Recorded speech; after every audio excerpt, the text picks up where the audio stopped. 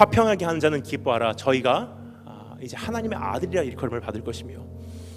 여러분, 모세가 그 하나님의 얼굴을 그 하나님과 독대하고 산에서 내려왔어요. 어떻게 하죠? 얼굴에서 빛이 나기 시작합니다.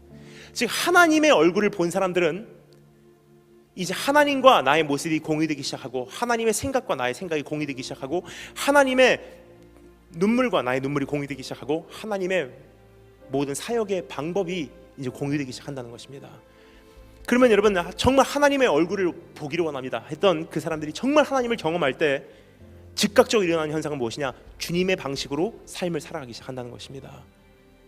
그럼 여기서 말하는 화평케 하는 자라는 것은 그것의 결과인데, 화평케 하는 것은 여러분 도대체 무엇인지 우리 잠시 생각해 보도록 하겠습니다. 화평, 그럼 우리가 뭐라고 생각하죠? 싸우지 않고 전쟁하지 않고 그냥 평화를 생각합니다. 하지만 성경에서 말하는 화평, 평안, 샬롬이라는 것은 그런 뜻이 아닙니다. 우리말로 성경에 나오는 이 화평이라는 단어를 표현할 길이 없어요. 표현할 수 있는 길이 없습니다. 하지만 한 단어가 그래도 그나마 그 두 단어하고 거의 비슷해요. 한번 따라해 주시면 감사하겠습니다. 공이란 단어예요. 무슨 뜻입니까? 여러분, 참된 평화는 깨진 공의가 회복되기 전까지는 이루어지지 않는다는 것입니다. 참된 평화라는 것은 공의가 설립돼야지 돌아오는 건데, 공의라는 것은 한번 깨진 이상 누군가가 책임을 져야 된다는 뜻입니다. 죄라는 것은 누군가가 책임을 져야 되고, 공의라는 것은 한번 깨진 이상 누군가가 책임을 져야 된다는 것입니다. 그래서 한국에 가면 그 캠퍼스 이렇게 돌아다니면서 논크리스찬들 자주 만납니다. 논크리스찬들 만나면 자주 듣는 질문이 있어요. 이런 질문이에요. 하나님이 진짜 사랑이시면 그냥 용서해버리면 됐지, 왜 꼭 누구의 피를 흘려야만 합니까? 그런 질문이에요. 뭐라고 대답합니까?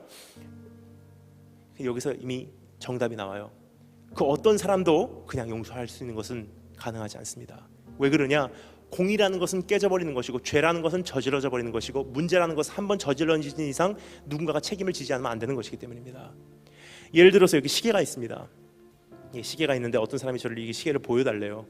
제가 보여줬어요. 그 사람이 이 시계를 봅니다. 야, 시계 좋습니다, 너무 좋습니다 하더니 갑자기 시계를 땅에다가 탁 던지더니 막 밟아요. 어떻게 했죠? 시계가 부서졌어요. 공의가 깨졌어요. 문제가 저질러져 버렸습니다. 죄가 저질러져 버렸어요. 그럼 이 문제를 해결할 수 있는 것은 그냥 용서할게 통하지 않습니다. 둘 중에 하나예요. 뭐죠? 가해자가 책임지든지 피해자가 책임지든지예요. 가해자가 책임지는 건 무슨 뜻입니까? 바로 이런 뜻이에요. 목사님 죄송합니다, 근데 정신 잠깐 나갔다 들어왔습니다.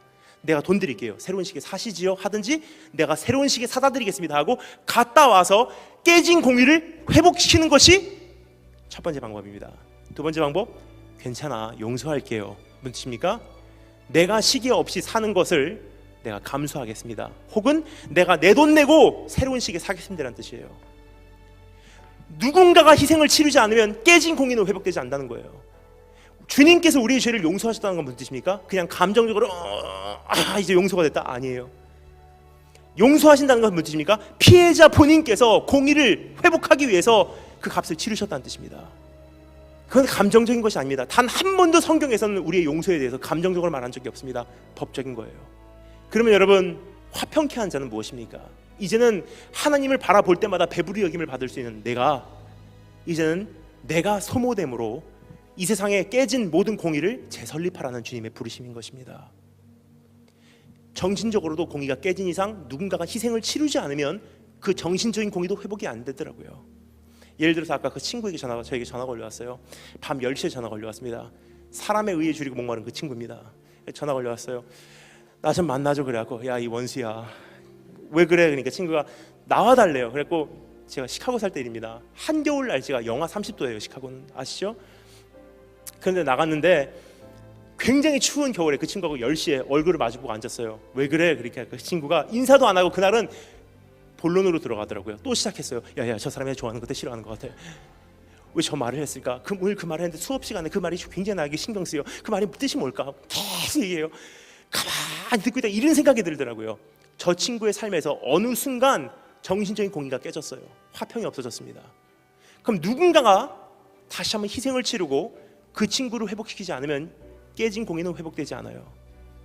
그래서 이렇게 생각했어요. 오늘 네가 이기나 내가 이기나 해보자. 순교가 따로 없다. 네가 원하는 대로 얘기해봐. 원하는 만큼 다 들어줄게. 그러니까 그 친구는 어떻게 했을까요? 오냐 잘 됐다고 시작하더라고요. 저 사람이 좋아하는 것도 싫어하는 것도 계속 얘기합니다. 한참을 들어줬어요. 한참을 듣다 보니까 그 친구가 나중에 납득을 하더라고요. 아, 이제 좀 시원하다. 아, 속 시원해. 고마워. 내가 커피값 내가 낼게 하고 가더라고요. 시계를 딱 보니까 몇인 줄 아세요? 새벽 5시예요. 밤 10시부터 새벽 5시까지 7시간을 했어요. 그 친구가. 그 친구는 고마워. 아, 회복됐다고 가더라고요. 전 어떻게 된 줄 아십니까? 뭐죠? 저는 정신적으로 소모되었고 그 친구는 회복이 됐어요.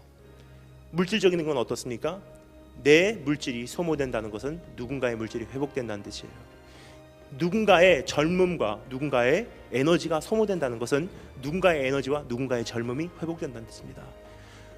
누군가의 생명이 미랄과 같이 떨어진다는 것은 누군가의 생명이 탄생된다는 뜻이에요. 하나님의 나라의 진리입니다. 누군가가 희생을 치르지 않으면 깨진 공인은 회복되지 않는다는 거예요.